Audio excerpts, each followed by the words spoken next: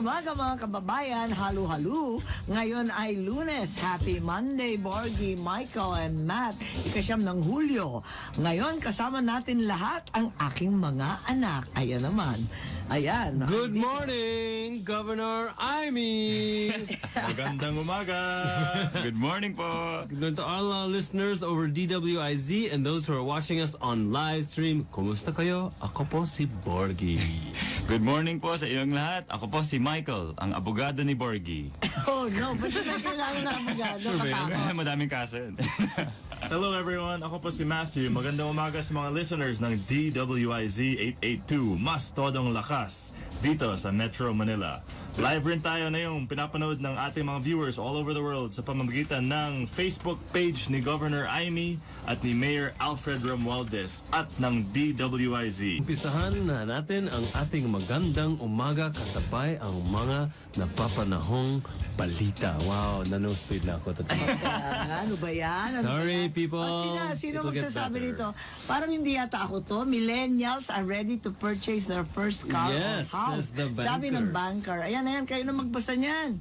Sinabi ni Ikwento nga ninyo. RCBC Savings Bank President and CEO Romel Latinazo sa isang interview with ANC noong Merkules na may magandang market ang mga millennials para sa mga consumer loans. Ayan. I know all about this. Bakit pag-utang yung topic si Borgy ang I know tinuturo all niyo? about this. Oh, ayan na. Starting businesses requires money. Ayan, basahin mo, Consumer loan? basahin mo. Anong ibig sabihin ng consumer loan? Business loan ba yan? Pareho ba sa I business think what we're looking at is real estate and cars, auto purchases as Okay, well. loans. Yes. Yan, basic na Cars. basic. So consumer Home products. and Yeah. car. Ang hirap house, naman kasi yeah, ng car student house, loan eh. Yes. Di ba sa Amerika Yeah. puro student loan? Yeah, hanggang I think first term ni Barack Obama. Obama, binabayaran Tsaka- pa rin niya yung student Tsaka loan. lang Ah, yan, talaga? Hanggang first term, president na siya. na siya. Presidente na siya nung natapos niyang bayaran yung Ganyan kanyang talaga dun eh. utang. Kahit 30 years. Pero nandyan dito, na. paano ka naman mangungutang para mag-eskwela? O ayan, ano sabi ng banker? Millennials of the upper age range are ripe or are a good market for our products. These are the people who have been working for 10 years and have moved up in their careers. Dagdag pa niya, they're managers. They now have their own families earning much more than when they first started. They now have the capacity to buy cars and homes rather than rent. Ayun. Yes, that is the future for millennials. Ganun Own ba your yun? own house. Own your own car? Own your own Eh, but your car. cars are so bulok, all of you. Ang bubulok naman ng Ano kotse kasi- niya, hindi naman kayo interesado sa kotse. Magpa-loan na lang sa family siguro, walang interest. Hindi, mas malalang interest. Mas emotional interest yan eh. Ganun ba yun? Matatali ka emotionally. Guilt na lang. Slavery. Guilt slavery. No, but seriously though, masasabi ko lang dun, sana may magagawa din sila sa interest rate, hindi lang sa loans. Kasi like katulad sa States, hanggang first year nga ni Barack Obama, binabayaran na yung student loan Talagang niya. binababaan para sa estudyante. Yeah, ang nangyari kasi sa kanila is mababa kasi yung interest rate. So they can really push it on for 20, 30 years. Dito sa atin, 40 years nga meron 40 eh. years pa ngayon. And sa Singapore, di ba katulad ng home loan sa Singapore, ang baba-baba ng rate, 1% ata, 2% ang Kasi they pinakamataas want na everyone, rate. talaga government policy na maging homeowner lahat. Yeah, yun nga eh. So like ako, nagka-canvas kami ngayon ng mga home loans and I think walang mas mababa sa 7%, di ba? And that's kapag may collateral ka na or di ba? May titulo ka pang May titulo ka pang ibibigay. ganun. So it's dapat sana may magagawa din ng mga bank leaders Yeah. natin sa Nangutang interest ba kayo rate. para sa kotse? Kotse ba? I think the Parang bank hindi. manager's point of Parang it. hindi, ayaw ninyo. Yeah, 10 Bahay-bahay ang So interest 10 ninyo years eh. of working, you think about 10 years of rent. Medyo, Yeah. that's a lot of money. And after some time, you realize, where did it go? Wala eh. So at least now, the next 10 years, may plano ka na. Kayo naman, 20 bumibili years. kasi kayo ng 20 kotse na years. mas matanda pa sa inyo eh. Okay lang yan. Siguro mas Okay. maganda pag lower nga yung interest rate para It is mas still, business-friendly, yeah. diba? At saka I mas think mahaba yung iikot period. yung pera, Yeah. diba? At saka pababain ang mga collateral requirements. Like kapag masyado parang mahigpit ba or mabigat ang dami-dami ang mga hinihingi. mortgage Mga requirements. titulo, Hindi mga ka din ganyan. Kasi naman makaka-produce ang mangutang bagets na. nun, ano? Yun nga. How could they have collateral that's their first home pa? Oo nga, that's why Yeah. impossible naman to Yeah. produce. Character loan. Face value. loan. Sa itsura mo. Eh, Well, paano you kung show the kaduna potential. din? Mas lalo kang i-reject. Paano yun, sa tatlo, sa inyong tatlo, sino sa inyo ang honest looking? Ethical tests. Ethical test. Yung mga mukha ninyo, sino ang pauutangin sa mga Moral mukha ninyo? value. Seth McGrath, yung sa lying. Oh, Ay, yeah. sa lie detector. Lie detector. Lie detector test. Meron pang ganon. Ako ay magbabayad. Ching! I promise to pay every month. Isasangla ang katawan ni Borgy. Oh, ganyan. Ang gulo. 5 million. 5 million yan, bro. Yeah. Feeling ko. Kayo talaga. Eh, Number ka pa. paano kung Ready na negosyo, Borgy? Kasi ikaw naman may experience doon. Mas madali ba mangutang para sa negosyo o para sa bahay? May pinagkaiba ba? Mas mabilis talaga sa negosyo kasi kasama yan sa P&L, sa overhead mo, yung loan mo. O explain ano yung PNL. Your profit and loss, you already use that cost. So every month you run the business and you understand that you have to pay that. It's like your rent. Diba? Yun na So, yun. but for a person, it's a bit more difficult because you have to allot your budget. So medyo mahirap yun kasi yung balance ng life mo medyo na iba. So, but at the same time, it's the same as paying Hindi ba rent. nagpa-budget sa sarili mo? But it's not the same. Siyempre, Yeah. as a Bagay, business, siyempre. that's Tsaka super sa business, costly. millennials Kasi nga pag wala tayo. kang pera, hindi ka na kumakain forever. Yun nga. Kung Alam walang ko pera, naman wala. yung gimmick mo Walang eh. ginawa. Dapat gift na lang ang home loan at business loan basically. But libre na lang, diba? Donation. Donation na lang sa mga bagets. Eh, paano yung sistema sa Singapore? Halimbawa, yung binabawasan yung sweldo mo sa ayaw at sa gusto mo. Parang walang tax. Another way of taxation yung sa kanila eh. Rather than ibibigay mo yung tax tapos yung gobyernong gagastos, ang style nila, awas sa sweldo mo, wala kang choice, pero ikaw ang magsasabi kung bahay ang bibilin, kung stocks sa airlines ang bibilin, ganon. Mas okay ba yun? Pwede yan sa atin, kaya lang, I think, hindi mag-agree yung mga tao. Kasi kahit Bale ng bale eh. Sang kahit, kahig santo ka eh. kahit lahat sinasabi, kailangan natin ng disiplina. Pero kung gawin mo yan, parang disiplina din yun, pero ayaw nila. Tama. Diba? Forever and ever. Uy! Ano Okay, to? ang susunod Paliwanag na mo, ano balita. ba balita dito sa Dole? The Department of Labor directs Speaking PLDT of which, and its ayan na. contractors to regularize almost 9,000 employees. Ang mga nasabing empleyado ay nasa ilalim ng contracting and subcontracting arrangements pero ang kanilang mga trabaho ay directly related sa negosyo ng PLDT. Labor Secretary Sylvester Bello III said PLDT and its contractors have been violating labor standards and they failed to refute the findings on the labor-only contracting activities. Nag-file ng petition ang telecom company pagkatapos maghain ng order ang DOLE. Sa isang pahayag sinabi ng PLDT na sila ay pumunta sa Court of Appeals to question the legality and validity of the DOLE's order. Noon Lunes, nagsimula ang hashtag na #SavePLDT Contractuals bilang pagsuporta sa mga empleyadong mawawalan ng trabaho. Pinag-usapan namin yan kanina Magandang- ni Borgy. Anong magandang istorya yan? Ano sa tingin mo? Anong comment mo? Well, ang na-experience ko lang sa contractualization, like nung nag-aaral pa ako, halimbawa sa isang Starbucks sa Katipunan, meron akong nakausap na nakakwentuhan na barista. Sa susunod na semester naman, sa Makati Starbucks naman ako nag-aaral, yung barista na yan, pinalipat Nandun na naman naman sa siya. Makati. So, basically, iniiwasan nila ang ma-regularize ang mga employees by switching them around sa iba't ibang branches ng mga business. Hindi rotation. Yeah, para hindi sila Para hindi magkakaroon sila- ng Have a new 13th month contract with pay, each branch. security of So, tenure. hindi yung job Wala nang rotation. insurance, wala nang PhilHealth, wala nang benefits, SSS, wala nang anything. No, I know, this is endo, diba? Pero No, di ba itong pa mga- minsan sa ibang company, parang iniikot lang? Oh, Parang hindi iniikot ka lang. Yun din ang just sinasabi ni learn. Michael. Yeah, For training. For training naman, yeah. But well, doon So, hindi anong ako sure. tingin- But anong tingin ninyo sa ganun? Tapos may mga outsourcing companies pa. May pag-asa ba itong endo sa atin? Di ba? Ang tagal-tagal ng pinag-uusapan, 2 taon na mahigit. At saka I remember, I was so unpopular sa Congress. Ipa-file ko na, lahat sumisigaw. yeah, well, I mean, mga mabibigat ang matatamaan kasi. Kasi big time eh. The big time fast matter. food chains, big Yeah, time big- retailers. Pero what do you think? I mean, that's what they say. The only jobs you can aspire to ay yung mga trabaho na talagang mac job, ika nga. Endo, pati love life, endo rin. Kung nasa QC, girlfriend QC. Pag nalipat sa Makati, girlfriend Makati din. Kaya endo lahat, pati love life. Tama ba? Yeah.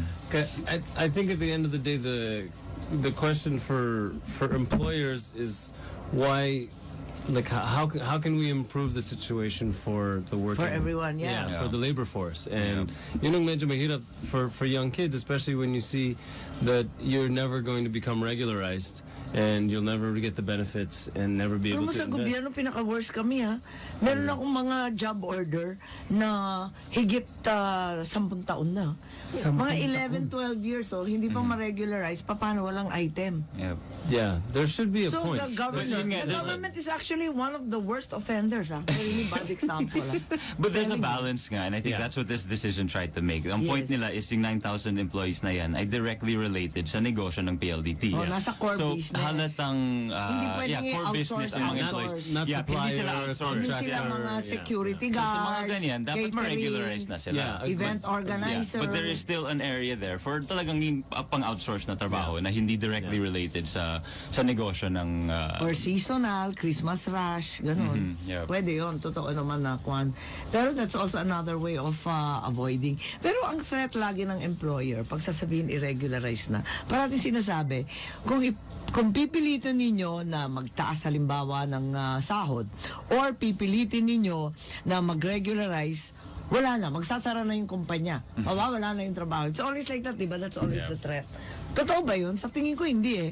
Kasi kung minsan, halimbawa, yung mga casual, they never train them, diba? So there's like 15 casuals, diba? We're talking about it in a restaurant. You overstaff with 15 people in the restaurant. All of them have never been trained. So the service is lousy. You've overstaffed. Pero kung kukunin mo yung iilan lang, 5 halimbawa, tapos mag-invest ka, turuan mo yung bata, i-upgrade mo, may isang magiging manager, may isang magiging bartender. Yun nga, yung kanina, yung barista. Eh di mas magiging okay yung service, pero sino mawawalan ng trabaho? Yung 10 na walang alam, ganun ba yun? Kasi hindi nila kayang sweldohan. Oo. So, kailangan nila bawasan. Pero, kung sino ma-regularize. Pero on the other hand, kung maganda yung servisyo mo at maganda yung produkto, magbubukas ka ng bago, di ba? Dapat. Mag-expand ka eh. Kaya hindi rin totoo lagi. Hindi. Yung sinasabi na mawawala yung trabaho ninyo, magsasara yung kumpanya kasi sobrang mahal. What do you think? Market forces din yan. I mean, there really is an issue in our economically. We're not the biggest economy yet, and we really need to develop. So it's a battle of finding a job and then protecting those with jobs. So may balance din, I think. Pero sa palagay ko, dyan sa mga restaurant, sa mga retail, hindi masyadong totoo nang mawawala yung trabaho. Mas violate sa palagay ko yung mga gumagawa ng basket, yung handicraft, yung mga sa damit, yung mga labor and skilled labor. Yun ang mas mawawala ng trabaho kasi no skills eh. Yep. Diba? An industry can't grow without labor. Yeah. If you improve the quality of the labor force, the industry Lalaki will ka grow. rin eh. Exactly. Yes. And you will get, each individual employer will get more revenue and will be able to pay each employee more. And I think that's the question that we were asking ourselves. Yeah. Do you invest in an employee and pay them more, train them, and keep them long term, or do you just have the short term thinking now? Endo. Every 6 months, na lang. Kasi yun ang sabi nila, diba? Your strongest asset is your people. Totoo naman, and that's Should the be, hardest diba? to find. Okay. Asa na na? tayo? Ano Ano na? ba to? Ano na? Borgy. Ala, Pia works So, pa. Mateo. Doon na tayo. E-games. E-games tayo. O yun, uy. Aprobado na ng Games and Amusement Board, GAB, ang esports. Wow, this is kind of a big Ano deal. yan? Sugal ba yan? O games? Akala ko nga. Games. Hindi Akala ata. ko cyber Hindi siya gambling. sugal. Ano ba yun? Games. Pumayag na ang Games and Amusement Board ng maging professional ang esports o electronic sports sa bansa. Ito ang magiging kaunang-unahang pagkakataon ng mangyayari ito sa Asia. We're leading, or I don't know, maybe Korea, I feel. Parang hindi yata. But Southeast Asia na lang. To be sure, Southeast Asia na lang. Yung mga Sino gumawa nito? East Asian, diba? Yung mga Korean, Korea, Japan. Japan. Nakita Wala nila sa na balita E-games sa Jaryo eh. Superstars na Alam mo sila naman dun Pilipino siga eh. Oh. But what do you guys think? Pinirmahan na daw ni na sabi niya- Khalil Baham Mitra. This new endeavor is GAB's effort to promote responsible gaming. Esports is here to stay. It is part of technological evolution and a reality that has evolved into a new kind of sport, not only in our country but in other parts of the world Well, as pwede tayo mag-debate kung talagang Yun sport nga. to. Sport ba talaga yan? Ewan ko, ikaw ang expert, Matthew. Is it a sport or is it there an are excuse physical for gambling? requirements to sports that you get off the couch? Your finger? Yeah, do you have to use your lower body para maging sport? Or Kailan ba more pawisan? than your fingers? Ay, wala aircon. Agile ang fingers. Nasira yung ventilador. O, di Well, pinawisan ka na. I think it's a skill, no? Yeah, may I mean, skill naman. we have to admit na it's really a skill. Not everyone can become a May weight requirement. e-sport player. Kung tumaba ka, obviously, hindi siya sport. Yeah. They seem to work. But I don't know, para sa akin parang game siya eh. Parang eating competition. Ano? Hotdog contest. Ano nga hotdog contest? Competition. Ano? Di ba yung mga hotdog or competitive eaters? Sport ba yun? Oh, yun nga, good question. Diba? Olympics ba yun? What? Itong e-games, papasok daw sa Olympics eh. Pasok yan? Yeah. Bakit? Ang plano daw, ipapasok sa Olympics. So bakit, teka muna, di ba chess Ang laki ng meron? industry eh. Teka, chess Daming meron, pera. di ba? Sa Chess. Olympics? Di ba chess Ako meron sure. sa Olympics? But napaka-subjective kasi. Napaka-subjective ng linya na Pero yun sport nga, or yung game. chess. Di ba pasok yan sa Olympics? I think so. Parang pwede. And Ayan na. darts din. Oh, Darts darts, is isang, oh. pwede No masasabing lower hindi body siya action. sport. Yeah. Walang pawis. Yep. Small, ano yun? Small. Pero ito, parang fingers lang eh. At least yung darts, pwede mong sabihin arm eh. Diba? Malaki-laki ba? Sabagay. Na muscle? Ganun ba yun? Ano ba yan? Parang bakit naging malabo yung Ako, definition? at the end of the day, money rules the world ata eh. So if there's enough money in it If to there's it enough- become an industry, it there's becomes a enough sport. market. Commercially viable. Yeah. Laki talaga ng esports. Sa esports, grabe. diba? Sobrang laki. Bakit? Maraming armchair athlete, ganon. Or puro sugal. Saan I lumaki? think yun nagiging idolo ng mga youths. Hindi ka tulad sa amin. Hindi na kayo But like, kasali. yeah, hindi kami kasali kasi hindi kami nag-video games masyado. But sa ibang bansa, or pati sa atin, di ba? Pumunta kayo sa video arcade pero kain lang ng kain. Oo nga. Hindi naman gumaling. It's a different. It's not so simple. The generation of gamers, I think, meron din kahit sa akin din, di ba? May mga 35, 40-year-olds that still play very regularly. Very avidly. Correct. And competitively sometimes. So it's not just a millennial thing. I think it's to acknowledge this entire generation. Yeah, now tama yun talaga. that has grown At up the with end of the this. day, hanap buhay. Kaya, hanap buhay muna tayo. Yeah. Imee. Sagot.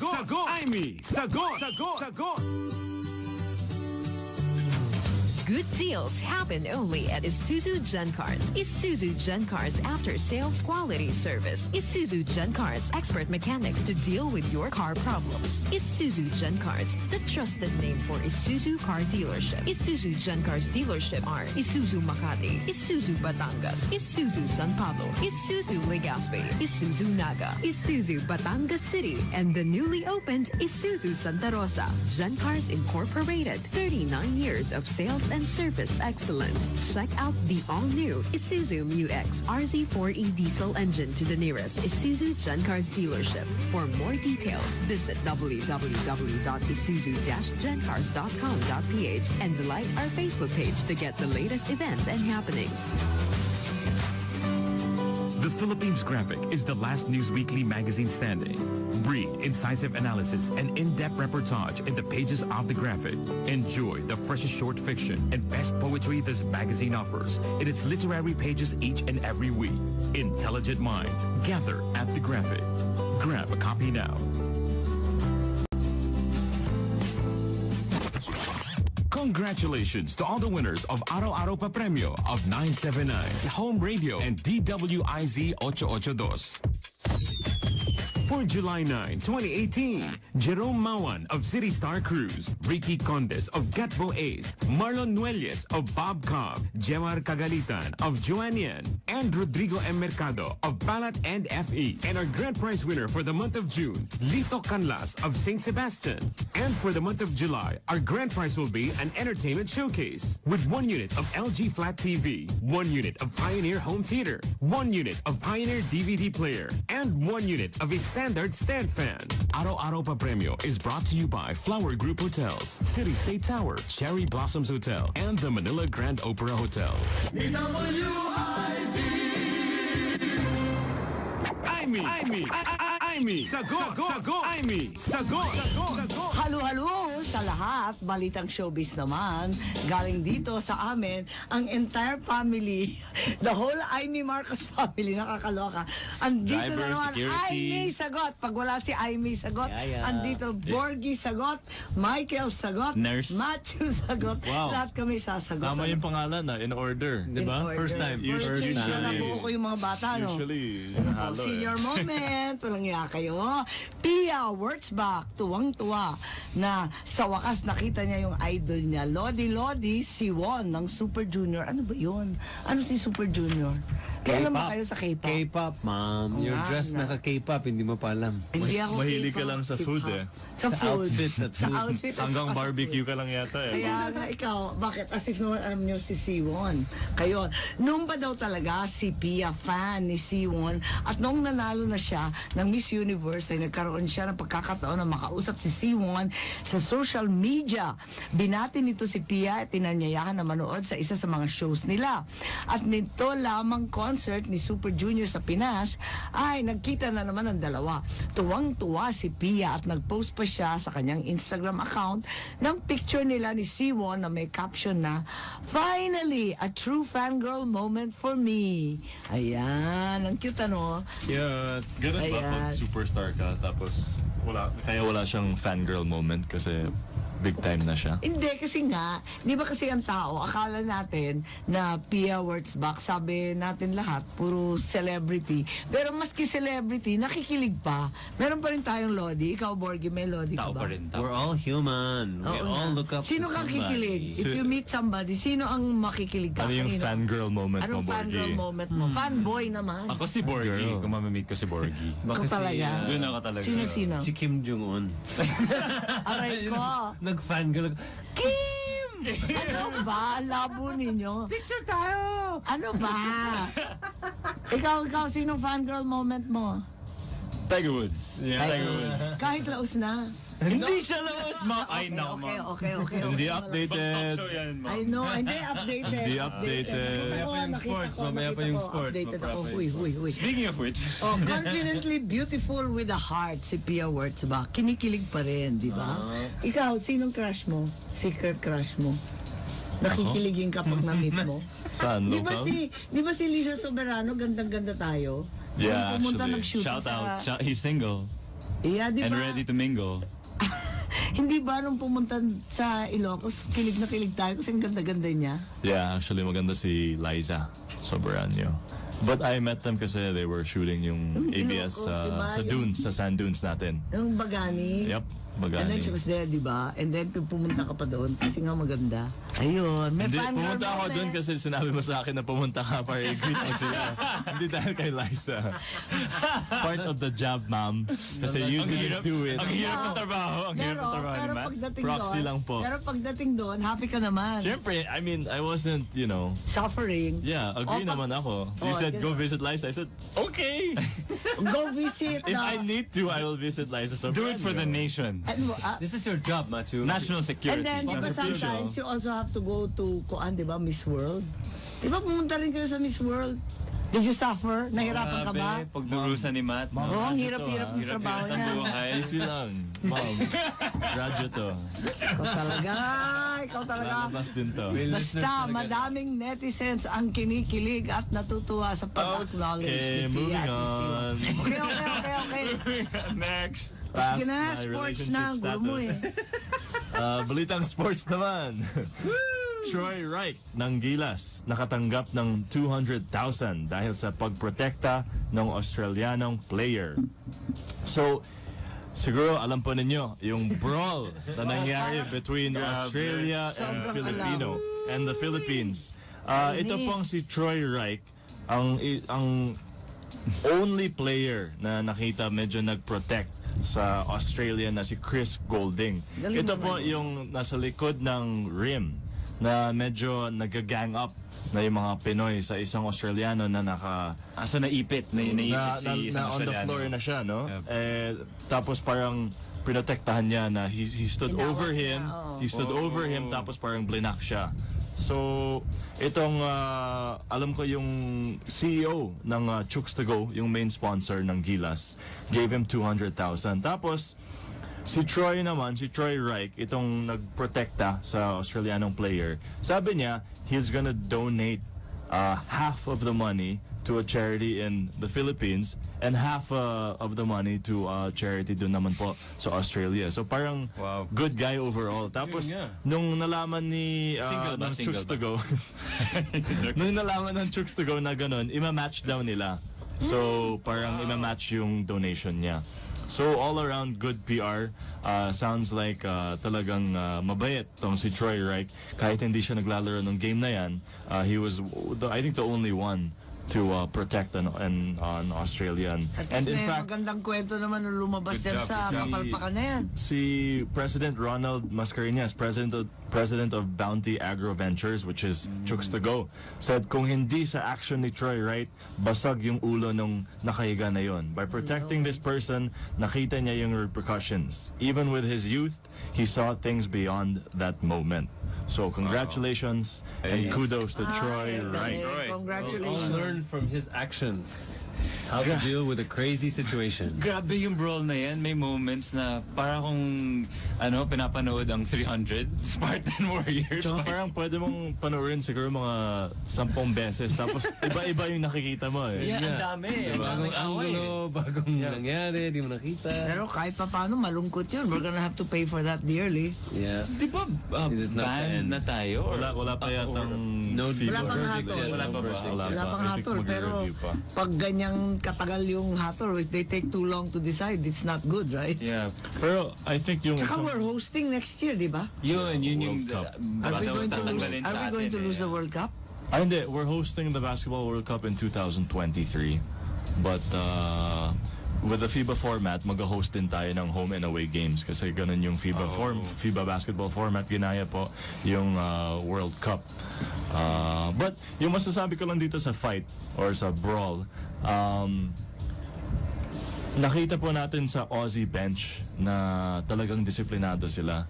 So, alam naman natin yung Australiano, physical din yung laro. So, siguro kaya nangyari ito kasi both the Parehong Filipino physical. players, tsaka Aussie players, physical talaga. So, parang perfect or imperfect storm, sabihin natin. But, if you looked at the Aussie bench, may video na talagang yung management tsaka coaches ng Australia, talagang hinold back yung Aussie players. Kasi nakita mo sa video, parang yung Aussie players, ganado na, di ba? Gusto nila, pakpakan din, di ba? Pero the management and coaches held them back. So, siguro yun yung kulang natin. Kasi yung mga players natin, pati coach sumama di ba? Bad example lahat. Paano yung sinasabi naman ng iba na failure of refereeing? Yeah, tama din. Dapat siguro step in yung ref at mag-control ng game. But wala silang magagawa Still the players. Mahirap din. In-eject nga halos buong team ng Gilas. before nun. Before nun, Even before that, nung don't let it get that far na, Mas di ba? malalaki naman mga players kaysa sa referees. So, pero sa tawag, dapat mas Talaga? technical siguro. But, Anong gagawin mo? I think at that point, wala silang pakialam sa technical or sa ejection. Wala nang magagawa ang referee at that point. Ang mga referee at that point. Okay, isang last issue lang na gusto kong i-bring up kasi personal issue to. Love life. Sa PBA. Ay, sorry. Michael. Nasa love Ay, life ka lang nako. na, Mike. Hanggang love life pa. Living Kahit lalaki ng tanong. living vicariously, ako po yung Kasi may asawa na yan. nagpakasal sa aming tatlo. Kaya wala na siyang excitement sa buhay. Kaya, Madaming excitement din, but just, I like to get involved in my brother's love lives. Wow. oh no! Gulo nyo ha? O ano na yung isa pang balita Wala mo? yatang excitement sa life ni Mike. Madami. I love you, Cara babes. Anyways, ito po.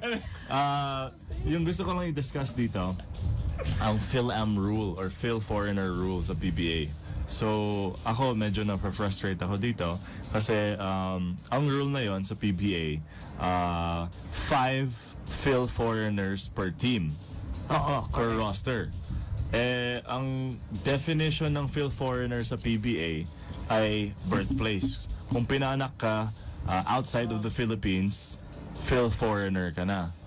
Kung pinanak ka dito sa Philippines, local. So, ibig sabihin ng yung mga famous players kaya ni Pingris, Jason Castro, Calvin Abueva, yun, di ba, half sila. Pero pinanak dito.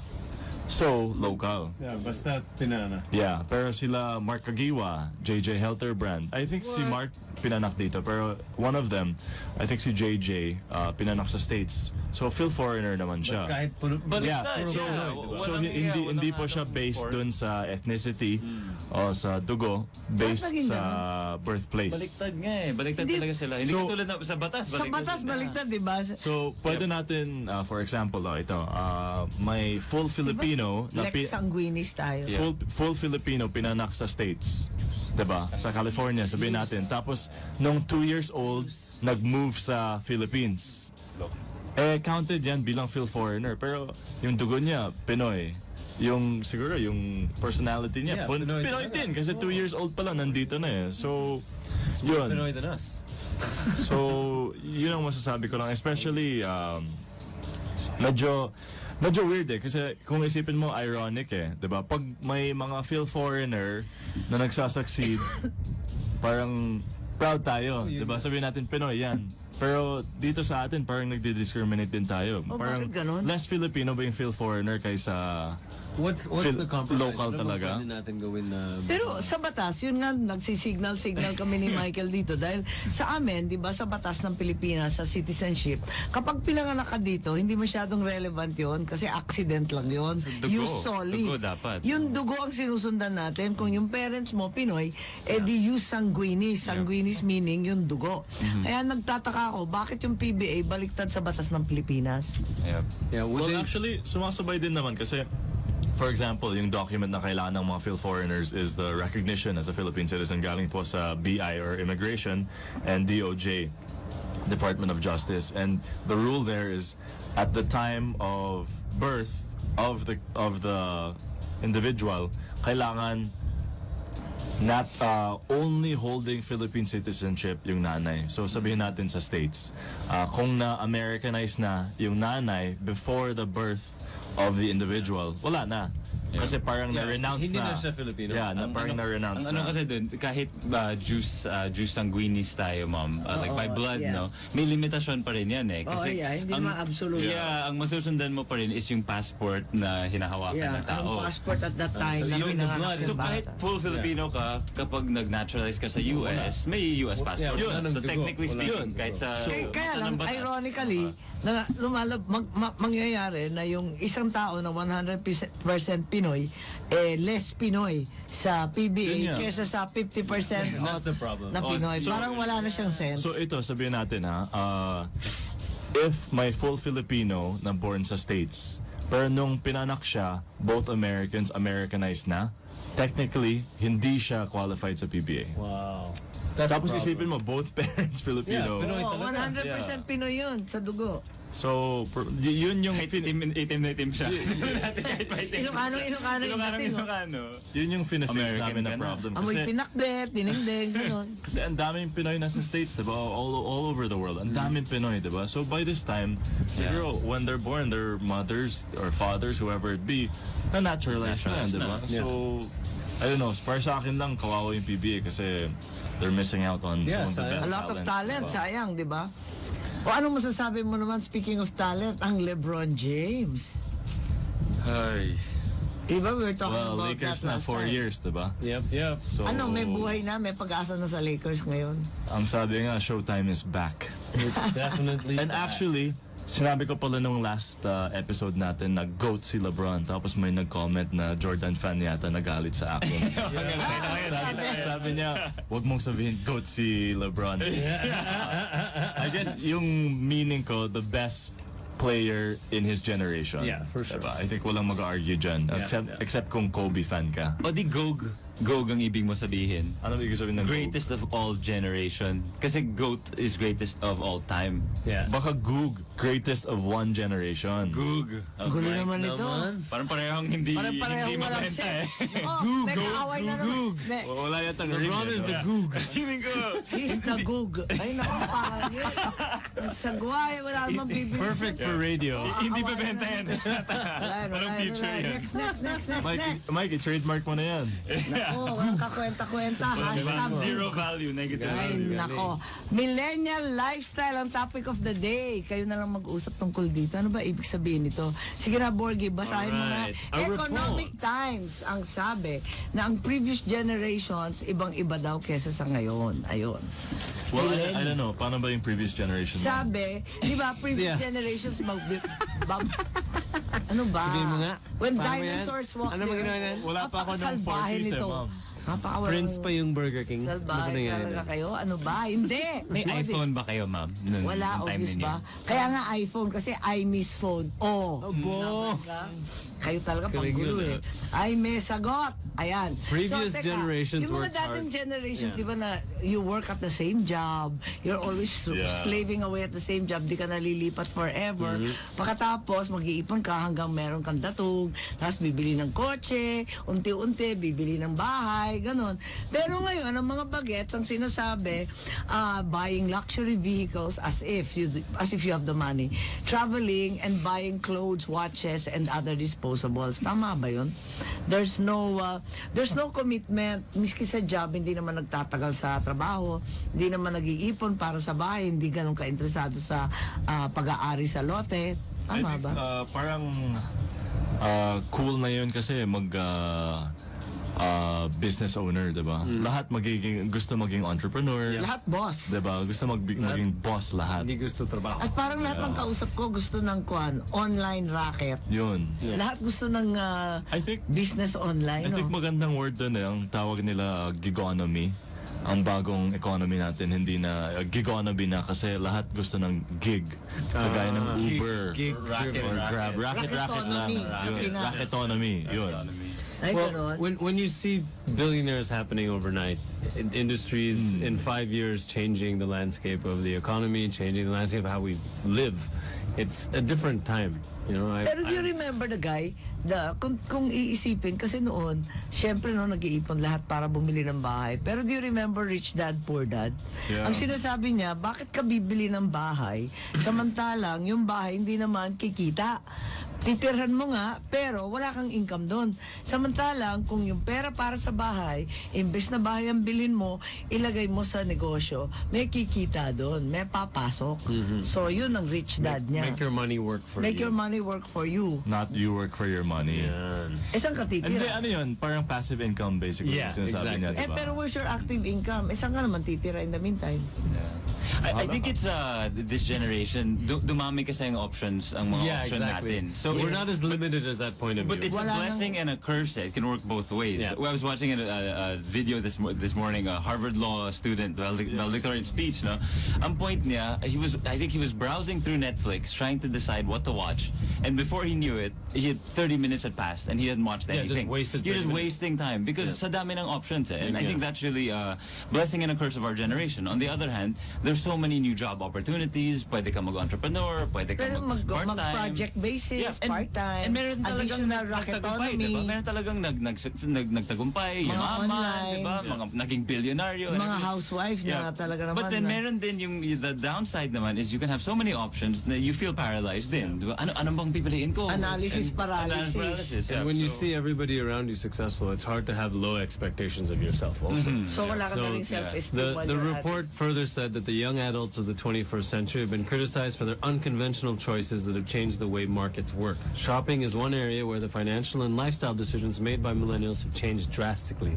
E-commerce using different applications and websites has become an easy and convenient way to shop. Pero palagay ko yung mga... Consumption. Pero yung mga tita, ha, ang lakas rin ang lakas ma-addict din sa e-commerce ha. Sobrang daming online shopping Shopping pa naman. rin yan eh. Shopping pa Online retail. Hindi nga marunong mag-on ng computer, biglang nagsha-shopping araw-araw sa computer eh.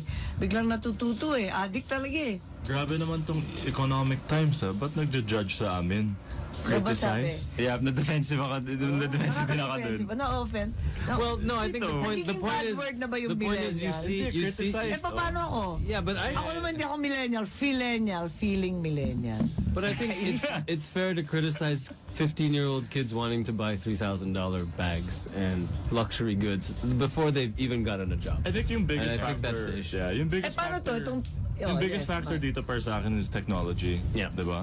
Because Options, it's really... well, not just options, but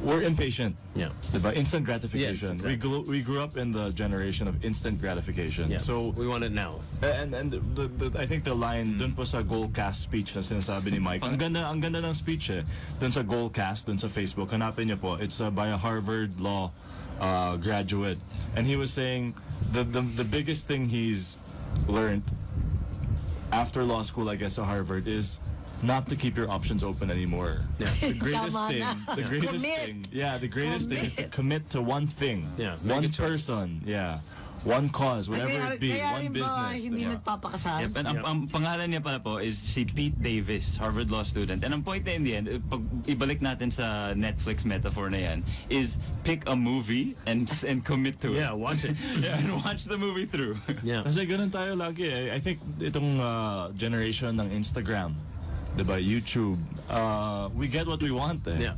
But I Diba? think, in addition to the surfeit of choice, the reality is, ang millennial, ang kabataan ngayon, talagang global. Yeah. Kung tutuusin yung mga probinsyano, di ba, from dati sa Ilocos, talagang kitang-kita pag may dayo. Pag may taga Maynila, taga Hawaii na darating, alam mo, iba itsura. Ngayon, hindi na masyadong distinct. Kasi sobrang globalized na, pati sa bihis, pati sa salita, updated sa Netflix. Yung mga bagets miski sa probinsya, basta may internet, buhay na buhay . Kaya another area is travel, di ba? What are they saying? Travel is where the pattern has clearly changed in the past few years. The emphasis on comfort, and millennials prefer the use of private cars and hire cabs over public transport. They spend more on these services to avoid tension and stress. No, in the Philippines, you avoid public transport because there's none. Yes, we have no choice. Ano bang choice dyan? Ako, hirap na naman talaga. Ay, nako, terrible. Ayan, anong masasabi nyo? Any further comments? Okay ba? Tama ba yung definition ng millennial? Is that a good word? I think it's complicated. A lot of millennials get slack for, obviously we're talking about short-term thinking, not willing to commit, having too many options. But I think what a lot of people fail to notice is the billionaires that they see overnight that have done that, they've been doing that for 10 years. Yeah. They've been doing one thing. They've had no life. And dropouts from college, dropouts from life, dropouts from their family, completely unbalanced Dropout from Harvard. Yeah, lahat wrong. I mean, technically, if you're gonna go buy the book, diba? Lahat wrong in it. How many 32-year-old billionaires do you know are happy in Silicon Valley right now? Let's be honest. Wala pa akong kilala na isa Ayun talaga. Nagtitinder pa ako, Borgs, naghahanap pa. Naghahanap pa tayo. Bukas maghanap tayo. Wala pa akong kilala mga billionaire nagkakalasa. Silicon Valley pa. Baka Shout out billionaire to mga dito kaya pa. 32-year-old billionaires. Bakit dyan sa tabi-tabi Silicon Alley? Hindi pala Silicon. Pilipinas syempre Jologs. Silicon Alley lang. Alley lang. Hindi Silicon Valley. Wala, sulok-sulok lang . O sige, maraming salamat. Eto na, ang ating mga hugot ng mga Lodi. Sino nagbibida kanina na may magandang hugot? Ako, nag-Google po ako. Ayan, nag-research. Thank you, Google. Millennials. Okay, ito. Sa'yo muna, ako muna. Siyempre, ikaw. Okay. So, thank you, Google. Ito na. Ang crush, parang math problem. Kung hindi mo makuha, titigan mo na lang. Kung sinisiraan ka ng iyong kaibigan, isubsub mo sa basurahan. Lupit ha. Mahalin ang kalikasan. Huwag hayaan nagkakalat ng plastic sa lansangan. Plastic! Ayan ha, Borg. A young boy asked his dad, "What is the difference between confident and confidential?" The father said, "You're my son. Confident ako dyan. Yung best friend mo sa school, ano ko din yun? Yan ang confidential." Salbahe! Bagay. Talaga, Mike? Kaya nag-excite ka dyan Tawa ako kanina dyan meron din kami ni Matt. Ito. wait, kay Matt muna single to. muna. Hindi lahat ng post ko tungkol sa'yo. At hindi lahat ng tungkol sa'yo ipapost ko. Yeah, Okay, Ito duet naman to. Do it. Anong order mo? Chicken, Anong gusto mong part? maging parte ng buhay mo. Kabiri yan! Okay, sabay. Okay, ito. Nakakairita Last yun, na. promise. Ito, Mike will be my girl. You'll see, I will transform my voice. Okay. Hi, girl. Maglaro tayo ng kahit ano. Wag lang taguan. Bakit? Kasi a girl like you is hard to find. That's true. Uy, walang that's true sa hugot, ha? Adlib lang yan. Hugot ni Mike! Aray ko, ano Hugot ba? ni Abogado! Nakakainis Sus mga naman, yung hugot lines natin. Ayan!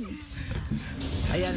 At natapos na naman ang isang oras ng kalokohan ng pagsasama at mag-uusap tungkol sa may init na balita at mga opinyon na walang katuturan. Hindi, meron naman kung minsan. As usual, visit, like, and follow my official Facebook page, Imee Marcos, for more updates. Abagan po ninyo ang ating bagong YouTube channel. Ang title, ano pa? The Imee Marcos. Hindi nakapag-isip Mahirap Talaga naman, i-search. busy. Kinarir. Malapit na po ninyo mapanood ang mga episodes dito sa Imee Sagot na gusto ninyong balikan. Maraming salamat sa pagsama sa amin ngayong umaga. Wag na wag kayong magsasawa. Suportahan ang programang Imee Sagot. At promise, maganda na yung boses ko next time. Never yata, busy ko eh. Abagan niyo po ulit si Governor Imee at Mayor Alfred sa Huwebes dito lang sa DWIZ 882 alas 7 hanggang alas 8 ng umaga tuwing Lunes at Huwebes. Ayan. Michael, magbabay ka na. Ay, bye-bye. Thank you po sa mga listeners at sana hindi pa kayo nakukulitan sa amin masyado. Hindi siya single.